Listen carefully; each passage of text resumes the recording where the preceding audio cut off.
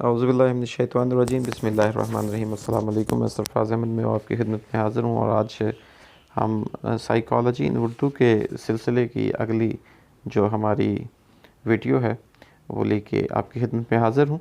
और आज का हमारा जो टॉपिक है बेसिकली ये बायोलॉजिकल बेसिस ऑफ बिहेवियर के ऊपर है, यानी किरदार की जो हयातियाती बुनियादी होती हैं उनके हवाले से। इसमें जो मेन आपके टॉपिक्स होते हैं वो नर्वस सिस्टम है और एंडोक्राइन सिस्टम है।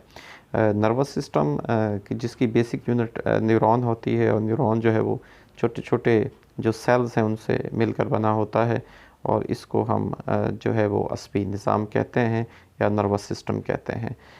इसमें जो हमारा न्यूरॉन्स होते हैं उनके थ्री पार्ट्स होते हैं बेसिकली, जिसको हम मरकज़ी जिस्म यानी सेल बॉडी कहते हैं, डेंड्राइट्स कहते हैं और एक्सॉन्स कहते हैं। जो आपका सेल बॉडी होती है वो मरकज़ी हिस्सा होता है जिसको मरकज़ी जिस्म या न्यूरॉन्स को लाइव रखता है, ज़िंदा रखता है। उसके बाद जो डेंड्राइट्स होती हैं ये मरकज़ी जिस्म से निकलती हैं और आपस में कनेक्शन जोड़ती हैं न्यूरॉन्स का।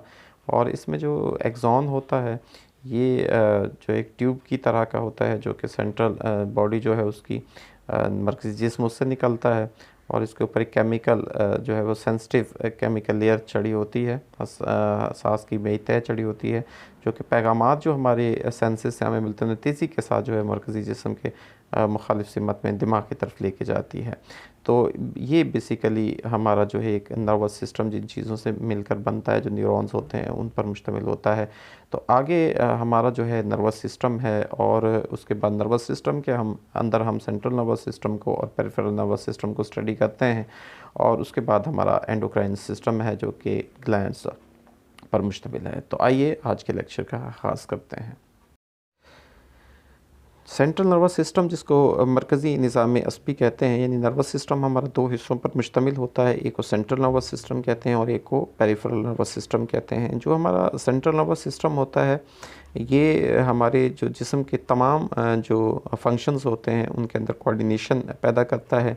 ये हमारे जितने भी जो मैसेजेस होते हैं उनको रिसीव करता है और फिर जिस्म के तमाम हिस्सों को जो वो सिग्नल्स हैं उनको भेजता है। ये सारा जो है हमारे जो सेंट्रल नर्वस सिस्टम है उसका फंक्शन होता है। ये दो हिस्सों पर मुश्तमिल है, यानी हमारा जो सेंट्रल नर्वस सिस्टम है उसके दो पार्ट्स होते हैं। एक को ब्रेन कहा जाता है और दूसरे को स्पाइनल कॉर्ड कहा जाता है। यहाँ पे आपके सामने ब्रेन का जो है वो स्ट्रक्चर दिया गया है, उसका ऑर्गेनोग्राम है ब्रेन का, जिसमें कि हमारे पास ब्रेन स्ट्रीम है, सेरिब्रम है, लिम्बिक सिस्टम है, सेरिबलम है, मेडुला पोन्स, थैलमस है। उसके बाद उसके राइट और लेफ़्ट हेमिस्फेयर्स होते हैं, हिप्पोकैम्पस हमारा हाइपोथैलमस है और एमिग्डाला। ये मुख्तलिफ इसके पार्ट्स हैं। तो सबसे पहले जो बॉडी के अंदर हमारे जो है दिमाग वो उसकी तश्कील होती है, और जब ये मुकम्मल होने के बाद इसका वेट जो है कम होना शुरू हो जाता है। जो ह्यूमन ब्रेन है उसका जो एवरेज वेट है वो ऑलमोस्ट 1400 ग्राम होता है, 100-1400 ग्राम होता है, और लड़कों में ये तश्कील जो है वो 20 साल तक होती है, और लड़कियों में कुछ पहले ही हो जाती है। तो इंसानी जो दिमाग है उसमें मिलियंस ऑफ न्यूरॉन्स होते हैं। इसमें सेंसरी न्यूरॉन्स जो हैं वो दिमाग में आकर ख़त्म हो जाते हैं, जबकि जो मोटर न्यूरॉन्स हैं वो ब्रेन से स्टार्ट होते हैं और जिस्म के मुख्तलिफ़ हिस्सों की तरफ जाते हैं। और इन्हीं न्यूरॉन्स के ज़रिए से जो हमारे मोटर न्यूरॉन्स होते हैं या कि न्यूरॉन्स होते हैं उनकी मदद से पैगामात जो है वो जिस्म के मुख्तलिफ़ हिस्सों को पहुँचाए जाते हैं। इसके जो पार्ट्स में सबसे पहला जो मेन वो ब्रेन स्टेम होती है। ये हमारे जो गैर इरादी वज़ाइफ होते हैं उनको जो कंट्रोल करता है, और उस पे ये ख़ुद ब खुद होते हैं, यानी जो हमारे ऑटोमेटिक जिसको आप कह सकते हैं सिस्टम है उसको कंट्रोल, जैसे हमारा ब्रीथिंग सिस्टम है, हमारी हार्ट बीट है, हमारा डाइजेस्टिव सिस्टम है, और ये तमाम जितने भी स्पाइनल कॉर्ड वाले रीढ़ की हड्डी वाले जानदार जो होते हैं उनके अंदर ये पाया जाता है। इसके 3 हिस्से हैं। मेडुला जो है उसका ताल्लुक़ हमारी ब्रेथ से है, सांस से है, ब्लड प्रेशर, दिल की धड़कन से है। ये वाइटल फंक्शन जो है उनको कंट्रोल करता है। पोन्स का ताल्लुक़ ये जो तमाम ब्रेन जो हमारे पैगामात होते हैं उनको ब्रेन स्ट्रीम और सेरिबलम तक पहुँचाते हैं। रेटिकुलर जो फॉर्मेशन है इसका ताल्लुक़ हमारी स्लीप से है, नींद से है, और नींद के दौरान जो दिमाग को एक्टिव अलर्ट रखता है, और अगर इसको नुकसान पहुंच जाता है रेटिकुलर फॉर्मेशन को तो इंसान जो है वो कोमे में चला जाता है। इसके बाद थैलेमस आ जाता है। थैलेमस का काम जो है वो सेंसरी जो इन्फॉर्मेशंस होती हैं उसको दिमाग के जो अपर पार्ट की तरफ भेजना है, यानी सेरिब्रल कॉर्टेक्स तक पहुंचाया जाता है। सेकंड जो पार्ट है ब्रेन स्टेम के बाद वो सेरिबलम का है, इसे छोटा दिमाग या लिटिल ब्रेन भी कहा जाता है। इसका काम हमारे जिस्म की तमाम जो मूवमेंट्स होती हैं, हरकत हैं, उनमें कोऑर्डिनेशन पैदा करना होता है।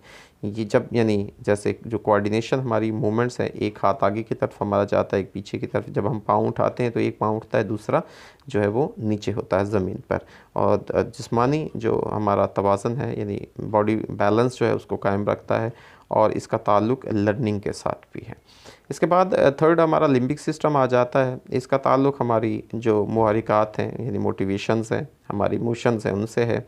और ये हमारे जो गैर इरादी अफ़ाल होते हैं उनके अंदर बैलेंस पैदा करता है, बाकायदगी पैदा करता है। यानी दिल की धड़कन के अंदर जो रेगुलेशन पैदा करनी है, हमारे जो ब्लड प्रेशर है उसके अंदर रेगुलेशन है, ब्लड शुगर के अंदर, और जो हमारी बॉडी टेम्परेचर है उसके अंदर इसने बैलेंस पैदा करना होता है। इसके बेसिकली 3 हिस्से होते हैं। सबसे पहला जिसको एमिगडाला कहा जाता है, यह हमारे जो इमोशंस हैं उनको कंट्रोल करता है, और जो हमारी इमोशनल मेमोरी है उसकी फॉर्मेशन करता है, उनको तश्कील देता है, जो हमारा एमिगडाला है। हाइपोथैलेमस जो है इसका काम हमारे जो होम्योस्टेटिस बॉडी के अंदर अंदरूनी जो तवाज़न होता है उसको कंट्रोल करना है, और हमारे जो बॉडी के अंदर टेम्परेचर होता है उसको कंट्रोल करना हाइपोथैलेमस का काम होता है। हिप्पोकैम्पस जो है, हिप्पोकैम्पस बहुत इंपॉर्टेंट पार्ट है हमारे ब्रेन का। तो वैसे तो तमाम ही पार्ट इंपॉर्टेंट है, लेकिन कुछ ऐसे होते हैं जिनको अगर नुकसान पहुँचे तो वो ज़्यादा प्रॉब्लमेटिक हो सकता है। हमारी यादों को कंट्रोल करना है, और जो है इसमें नुक्स जो है वो याददाश्त पर असरअंदाज होता है, हमारी मेमोरी जो है इससे डिस्टर्ब हो जाती है हिप्पोकैम्पस की वजह से। इसके बाद सेरिब्रम है, सबसे बड़ा ये दिमाग का हिस्सा जो है उसे सेरिब्रम कहा जाता है, और दिमाग का जो हमारा ब्रेन का ऑलमोस्ट जो 2/3 पार्ट है, 2/3 जो हिस्सा है उस पर ये मुश्तमिल होता है। और सेरिब्रम का ताल्लुक़ हमारी थिंकिंग और इंटेलिजेंस से है, यानी सबसे जो मेन फंक्शन है हमारी थिंकिंग और जो ज़हानत का ताल्लुक़ वो सेरिब्रम से है। इसके 2 हिस्से होते हैं, एक को राइट हेमिस्फीयर कहा जाता है और एक को लेफ़्ट हेमिस्फीयर, यानी दायां निसफ़ कुरा और बायां निसफ़ कुरा। तो दायां हिस्सा जो है वो जिस्म के बाएं हिस्से को, और बायां हिस्सा जिस्म के दाएं हिस्से को कंट्रोल करता है। और इन जो हेमिस्फीयर्स के बैरूनी हिस्सों पर एक स्लेटी रंग का यानी ग्रे कलर का मैटर होता है जिसे सेरिब्रल कॉर्टेक्स कहते हैं। दोनों हिस्सों के दरमियान जो मालूमात का तबादला है वो एक्सॉन्स के ज़रिए से होता है। हर जो हेमिस्फीयर है वो 4 हिस्सों पर मुश्तमिल है जिन्हें लोब्स कहा जाता है। ये लोब्स का क्वेश्चन जो है वो अलहदा से भी आपको पूछा जा सकता है। अगर आप डिटेल में करना चाहेंगे तो इसको डिटेल में आप लिख सकते हैं, उसमें आप जो है इनको मज़ीद विद एग्जांपल्स इनको कोड कर सकते हैं और लिख सकते हैं। तो सबसे पहला जो हमारा जिसको हम फ्रंटल लोब कहते हैं, इसका काम हमारी हरकी यानी मोटर और जो हमारी कॉग्निटिव सरगर्मियाँ हैं उनको कंट्रोल करना है, कि किस तरह से हमारी जो मोटर फंक्शंस होते हैं, किस तरह से हमारे कॉग्निटिव फंक्शंस जो हैं, एक्टिविटीज़ जो हैं वो ब्रेन में हो रही होती हैं, प्लानिंग हम कैसे करते हैं, और कोई भी डिसीजन मेकिंग का जो प्रोसेस है वो ह्यूमन किस तरह से उसको प्रोसेस करते हैं, उसका ताल्लुक़ हमारी फ्रंटल लोब के साथ होते हैं, यानी उसका मेन फंक्शन जो है वो फ्रंटल लोब कंट्रोल करती है। जो पैरेटल लोब है इसका ताल्लुक़ हमारी जो सेंसरी इंफॉर्मेशंस हैं उनको कंट्रोल करना है, यानी हम किस तरह से सेंसरी इंफॉर्मेशंस को हासिल करते हैं, वसूल करते हैं और फिर उनको ब्रेन तक लेके जाते हैं अपनी सेंसेस के थ्रू। इन इंफॉर्मेशंस का जो हुसूल होता है, जो अल्लाह ताला ने हमें 5 सेंसेस प्रोवाइड किए हैं, उन 5 सेंसेस के ज़रिए हम जो इंफॉर्मेशंस अपने ब्रेन को पहुंचा रहे होते हैं और इंफॉर्मेशंस ले रहे होते हैं। और आपको ये इल्म होगा कि जो सेंसेशन का ताल्लुक़ है वो तमाम उसे यही इसी प्रोसेस को कहा जाता है, और सेंसेशन से इंसान परसेप्शन करता है, और परसेप्शन से जो है वो बार बार जब उसकी रेपिटिशन होती है, जो हमारी चीज़ों का इदराक हम कर लेते हैं, तो वो हमारी लर्निंग हो जाती है, और जो परमानेंट लर्निंग है वो हमारी मेमोरी का हिस्सा बन जाती है। तो इस तरह से ये प्रोसेस चलता है। ऑक्सीपिटल लोब का ताल्लुक़ हमारी बसरी मालूमात को वसूल करने से है, यानी जो हम आँखों से चीज़ों को देखते हैं, हमारा आई का फंक्शन है, कैसे वो चीज़ों को देखती है और फिर उसको मालूमात को हमारे ब्रेन तक लेके जाती हैं। इसी तरह टेम्पोरल लोब है, इसका ताल्लुक ऑडिटरी इन्फॉर्मेशंस के साथ है और ये ऑडिटरी जो इन्फॉर्मेशन है उनको प्रोसेस करता है, यानी जो हमारी सुनाई देने वाली जो चीज़ें हैं, मालूमात हैं, उनके साथ इसका ताल्लुक होता है। इसको हम टेम्पोरल लोब कहते हैं। तो ये था हमारा जो सेंट्रल नर्वस सिस्टम, जो सेंट्रल नर्वस सिस्टम का स्ट्रक्चर ऑफ ब्रेन। तो ये कंप्लीट एक क्वेश्चन बन जाता है structure and function of brain. अगला हमारा जो क्वेश्चन है उसको हम पेरिफेरल नर्वस सिस्टम कहते हैं। ये एक्सॉन्स और डेंड्राइट्स पर मुश्तमिल है। ये हमारे जो हराम मगज़ दिमाग से निकल कर जिस्म के इंतहाई हिस्से तक फैला हुआ है। जो मुहिती निज़ाम असबी है यानी पेरिफेरल नर्वस सिस्टम है, वो दो हिस्सों पर मुश्तमिल है। एक को हम सोमैटिक नर्वस सिस्टम कहते हैं और दूसरे को ऑटोनॉमिक नर्वस सिस्टम कहते हैं। सोमैटिक जो ऑटोनॉमिक नर्वस सिस्टम है ये दो हिस्सों पर मुश्तमिल होता है। एक को हम पैरासिम्पैथेटिक नर्वस सिस्टम और एक को सिम्पैथेटिक नर्वस सिस्टम कहा जाता है।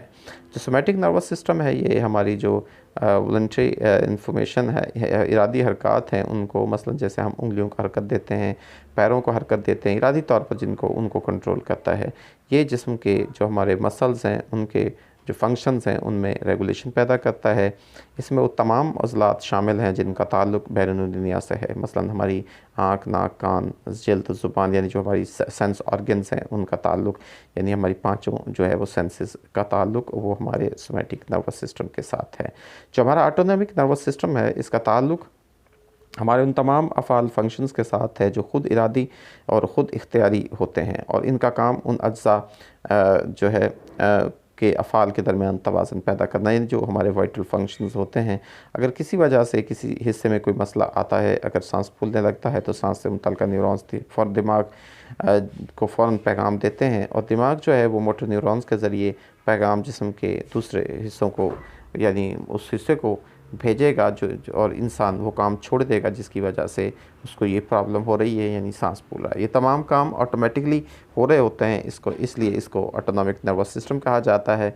और इसके दो हिस्से होते हैं, एक को सिंपैथेटिक नर्वस सिस्टम कहा जाता है और एक को parasympathetic nervous system. Sympathetic nervous system ये फ़ाइट और फ्लाइट रिस्पॉन्स पैदा करता है, इंसान जिस्म को हंगामी सूरत हाल में फ़ौरी तवानाई पैदा करने का बायस बनता है और इस मुकाबले के काबिल बनाता है। मसलन ख़तरे के वक़्त भागने के लिए तवानाई प्रोवाइड करना या किसी भी एमरजेंसी सूरत हाल से निपटने के लिए जो बॉडी को एनर्जी रिक्वायर्ड होती है उसको पूरा करता है हमारा सिंपैथेटिक नर्वस सिस्टम। जो पैरासिम्पैथेटिक नर्वस सिस्टम है ये निज़ाम जिस्म को हंगामी हालत से वापस हमारी पुरसुकून हालत में लाने के लिए, यानी जो सिंपैथेटिक नर्वस सिस्टम की जो कंडीशन होती है उसको दोबारा से नॉर्मल करने के लिए, यानी जब एनर्जी या जो इमरजेंसी की सूरत हाल में इंसान होता है तो उसके रंग, चेहरे का रंग तब्दील हो जाता है, उसकी सांसें तेज़ हरकत करना शुरू कर देती है, दिल की धड़कन तेज़ हो जाती है। यानी इसका मतलब ये होता है कि बॉडी को एनर्जी की ज़रूरत होती है और तमाम हमारे जो बॉडी के फंक्शंस हैं वो स्पीड अप हो जाते हैं बॉडी को एनर्जी प्रोवाइड करने के लिए। अब दोबारा से उनको नॉर्मल हालत में लाने के लिए पैरासिम्पैथेटिक नर्वस सिस्टम एक्टिवेट होता है और ये इंसान को जो है वो नॉर्मल कंडीशन में लेके आ जाता है। इसके बाद हमारा एक और इम्पोर्टेंट जो सिस्टम है बॉडी का वो एंडोक्राइन सिस्टम है। जो हमारा नर्वस सिस्टम है ये न्यूरॉन्स पर मुश्तमिल निज़ाम है और जो एंडोक्राइन सिस्टम है ये बरक़ियात नालियों का निज़ाम है, यानी ये डायरेक्ट सिक्रेशन, इसमें जो हमारे ग्लैंड्स होते हैं वो हार्मोन की सूरत में, कीमियाई रतूबतों की सूरत में खून में शामिल होते हैं और वहाँ पर अपने फंक्शन जो है वो सरअंजाम दे रहे होते हैं। और इसमें जो पैगामात की तरसील है वो खून के बहाव के ज़रिए होती है। जब खून के ज़रिए पैगाम सफ़र करता है तो उसे वही जो सेल्स हैं वो रिसीव करते हैं जिनके लिए पैगाम जा रहा होता है या उसके लिए मखसूस होते हैं। तो ये कई किस्म के हदूदों पर यानी ग्लैंड्स पर मुश्तमिल होते हैं। इसका देखें आप जब इंजेक्शंस लगवाते हैं तो इंजेक्शन हमारी जो है बाजू में लगता है या हिप्स पे लगता है तो उसका फ़ौरी असर हमारी बॉडी के उसी हिस्से पर हो रहा होता है जहाँ पर हमें पेन हो रही होती है, जहाँ तकलीफ़ हो रही होती है, तो वो वहाँ पे जाके ही फंक्शन करता है। सेम इट इज़ ये जो हमारा एंडोक्राइन सिस्टम है इसी तरह से काम कर रहा होता है। तो पिट्यूटरी ग्लैंड्स जो हैं इसमें सबसे पहले ग्लैंड्स हैं, इनका ताल्लुक़ जिस्मानी कद से है। ये दिमाग के निचले हिस्से में होते हैं और हाइपोथैलेमस के करीब होते हैं। अगर इसमें ये पिट्यूटरी ग्लैंड्स में इजाफा हो जाए तो इससे कद में लंबा कद बन जाता है और अगर इनमें कमी हो जाए तो इंसान का कद जो है वो छोटा रह जाता है। थायराइड ग्लैंड्स गले में होते हैं, यानी इनकी लोकेशन जो है वो हमारा नेक, गर्दन, गला है और ये जो हार्मोन्स पैदा करते हैं उन्हें थायरॉक्सिन हार्मोन्स कहते हैं। और ये हमारे जो सेल्स होते हैं उसके अमल को बढ़ाने का बायस हैं। ये हमारी खुराक को तवानाई में तब्दील करते हैं और इसमें जो प्रॉब्लम है वो गिलहड़ जो है जिसको ग्वाइटर कहा जाता है, उसकी बीमारी इसी वजह से पैदा होती है। पैराथायराइड जो हमारे ग्लैंड्स होते हैं ये गर्दन के पिछले हिस्से में वाक़या होते हैं, यानी हमारी back side of the neck होते हैं। ये जिस्म में कैल्शियम और फास्फोरस को कंट्रोल करते हैं। अगर इसमें प्रॉब्लम हो जाती है तो उसकी वजह से उसके मनफी असरात मुरतब होते हैं और नाजुक और टेढ़ी हड्डियों की सूरत में जो है ये असर हमें ज़ाहिर होते हैं। इसके बाद हमारा थाइमस ग्लैंड्स आ जाते हैं। ये थायोमोसिन हार्मोन पैदा करते हैं। ये हमारे सीने में वाक़या होते हैं, चेस्ट में वाक़या होते हैं और ये इनका सबसे जो मेन फंक्शन है ये हमारी जो बीमारियां हैं उनके ख़िलाफ़ इम्यूनिटी पैदा करना यानी क़ुव्वत मुदाफ़ित पैदा करना होता है, जो थाइमस ग्लैंड्स होते हैं इनका फंक्शन। एड्रीनल ग्लैंड का ताल्लुक जो है ये हमारी जो बॉडी के अंदर हार्मोन्स हैं, नमकियात में तवाज़ुन पैदा करने के लिए काम करते हैं। ये एड्रेनालिन हार्मोन खारिज करते हैं और ये हंगामी हालत का मुकाबला करने के काबिल बनाते हैं। यानी इन हार्मोन्स जो हमारी साल्ट जो है बॉडी के अंदर उनमें ये बैलेंस पैदा करते हैं, ये हंगामी हालत का मुकाबला करने के काबिल बनाते हैं, यानी सिंपैथेटिक नर्वस सिस्टम को में काम आते हैं। उसके बाद हमारी पैंक्रियाटिक ग्लैंड्स आ जाते हैं। ये पैंक्रियाटिक जूस खारिज करते हैं जिसको इनका हार्मोन जो है वो इसको इंसुलिन कहा जाता है। ये हमारे ब्लड के अंदर शुगर लेवल को कंट्रोल करते हैं, यानी इनका जो मेन फंक्शन है वो शुगर लेवल को कंट्रोल करना है। अगर इसमें कमी वाक़या हो जाती है तो डायबिटीज़ की जो मर्ज़ है वो वाक़या हो जाता है। यानी जब ये कमी हो जाएगी तो ब्लड शुगर जो है वो बढ़ जाती है बॉडी के अंदर, ब्लड के अंदर, तो उसकी वजह से डायबिटीज़ का मर्ज़ हो जाता है। ये अल्लाह ताला ने एक ऑटोमेटिक सिस्टम हमारी बॉडी में रखा है जो किसी भी प्रॉब्लम से निपटने के लिए, उसको एक बैलेंस रखने के लिए काम कर रहा होता है। आखिरी हमारा जो ग्लैंड उसको जिसको हम सेक्स ग्लैंड या गोनेड्स भी कहते हैं, ये औरतों के अंदर ओवरी और मर्दों के अंदर टेस्टिस की सूरत में होता है। उन्हें हम सेक्स ग्लैंड्स या जो है गोनेड्स कहा जाता है। ओवरी जो है वो एस्ट्रोजन हार्मोन खारिज करती है और ये हमारा जो रिप्रोडक्टिव सिस्टम है उसको उसमें काम करता है।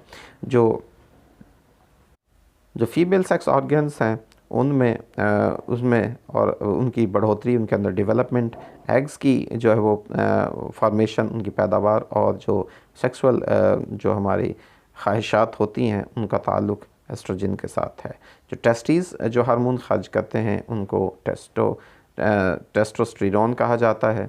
ये हमारे जो तौलीदी अमल होता है, रिप्रोडक्टिव सिस्टम जो है, और इसके अलावा जो मेल सेक्स ऑर्गन्स होते हैं उनकी डेवलपमेंट में, स्पर्म्स की प्रोडक्शन में और उसके अलावा जो सेक्सुअल डिज़ायर्स होती हैं उनको उनकी फॉर्मेशन में, उनकी तश्कील में अहम किरदार अदा करते हैं।